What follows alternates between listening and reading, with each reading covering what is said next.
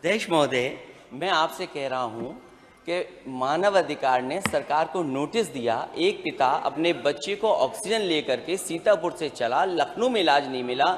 Notice का जवाब सरकार को देना है या उस इंस्टीट्यूशन को देना, ये महत्वपूर्ण सवाल नहीं है अध्यक्ष महोदय। चलिए, मैं आपके नियम 311 की नोटिस अग्राह्य करता हूं। नहीं होनी चाहिए। प्रश्न संख्या 1 मैंने उसको अग्राह्य कर दिया, मैंने सुना। विनिश्चय मेरा है तो जान नहीं बच सकती। विनिश्चय इसमें अध्यक्ष का होता है। मैं आपकी 311 की नोटिस को अग्राह्य करता हूं।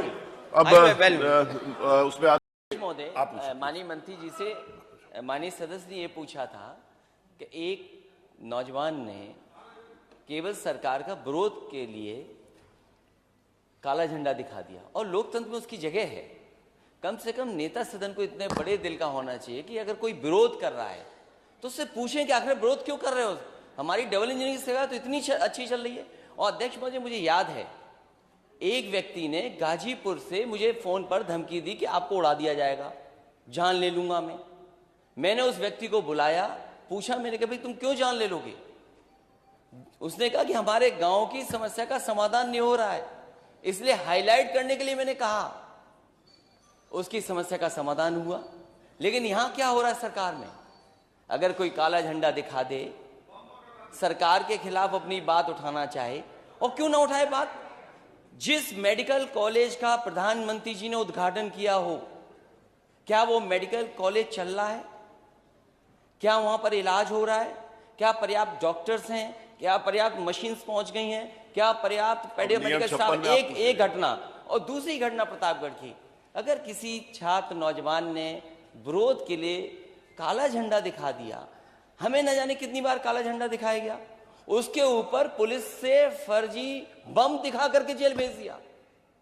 ये मामूली घटना नहीं है। और जो कस्टोडियल डेथ की बात कर रहे हैं, अभी गोंडा में कस्टोडियल डेथ हुई अध्यक्ष महोदय, कस्टोडियल डेथ गोंडा में हुई। एक नौजवान को बुला लिया और पुलिस से पीट करके जान ले ली। बातें लिख के दे देंगे, उसका जवाब देंगे। कई बार ये जानकारी मिली है, वो अखबारों में भी छपा है, टीवी में चला है, न्यूज में आई है बातें। एम्बुलेंस तब मिली है जब कुछ उस पर पैसा वसूल लिया गया है, और अगर मरीज पैसा नहीं दे पाया है तो उसको वहीं उतार दिया गया।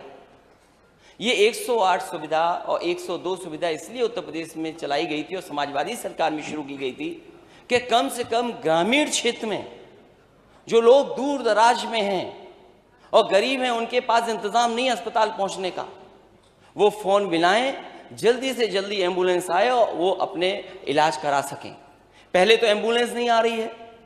एम्बुलेंस अगर आ भी जाए तो अस्पताल पहुंच करके इलाज नहीं है वहां पर, क्योंकि पर्याप्त डॉक्टर नहीं है। डॉक्टर किस समय आएंगे ये भी जानकारी नहीं है। अगर इलाज के लिए डॉक्टर मिल गए, पर्चा बन गया, देख लिया डॉक्टर ने, तो जांच के लिए कहां जाए, और बिना जांच के क्या इलाज होगा। अगर उसकी जांच नहीं होगी तो इलाज क्या होगा। एक्सरे के लिए, जांचों के लिए कोई इंतजाम नहीं सरकार के पास। और फिर दवाई का जहां संकट है, बड़े पैमाने पर संकट है, और इधर जो खबरें आई हैं अखबारों की, मैं जिक्र नहीं करना चाहता हूं, लेकिन फिर भी जो जानकारियां मिली हैं, हमारे लोग मौके पर पहुंचे। अगर परिवार का सदस्य को इलाज नहीं मिल पाया, मृत्यु हो गई, तो कई ऐसी सूचनाएं हैं जहां पर मोटरसाइकिल पर, अपने कंधों पर अपने परिवार के सदस्य को गांव तक लेकर के गए हैं। सरकार क्या व्यवस्था नहीं कर सकती लाश को ले जाने के लिए? और अगर अस्पताल में मरीज आ रहा है तो स्ट्रेचर नहीं है। सबसे बेसिक चीज एम्बुलेंस, फिर अस्पताल पहुंच करके स्ट्रेचर्स, और किस विभाग में जाकर के इलाज हो वो, और उसके बाद जांचें। इस सरकार ने, जो अपने आप को दावा करती कि डबल इंजन की सरकार है, और पता नहीं कहां से सीख करके आए कि विश्व में सबसे अच्छी योजना यही चलाते हैं। एक गर्भवती मां जिसने बच्चे को जन्म दिया, बोतल चढ़ रही थी, गलत इंजेक्शन लगा दिया, उस मां की उसी समय जान चली गई। क्या मेडिकल नेग्लिजेंस की वजह से जानें नहीं जा रही?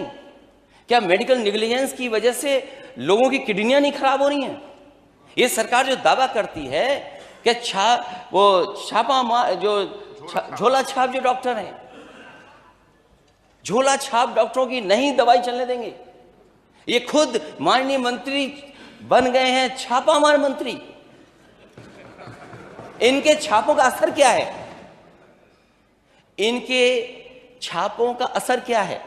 एक बच्चे को, एक मां जो एक गोंडा के अस्पताल में एडमिट थी, जाने कहां से जानवर आया, किसके कारण उसको नोच लिया गया, जिससे जान चली गई।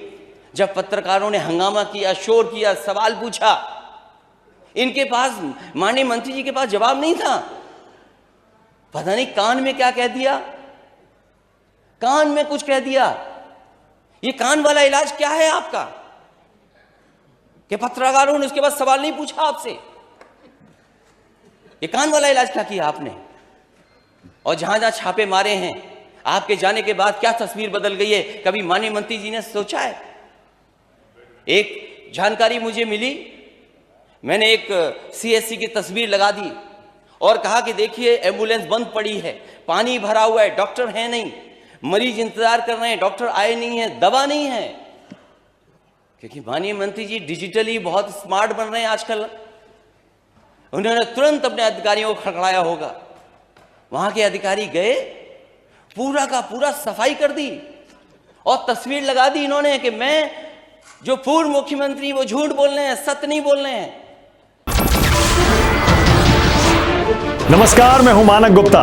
अगर आपको हमारा ये वीडियो पसंद आया हो तो इसे लाइक और शेयर जरूर करें और हां, हमें सब्सक्राइब और फॉलो करना ना भूलें ताकि आप देश और दुनिया की कोई खबर मिस ना करें। तो जुड़े रहिए हमारे साथ और देखते रहिए न्यूज़ 24।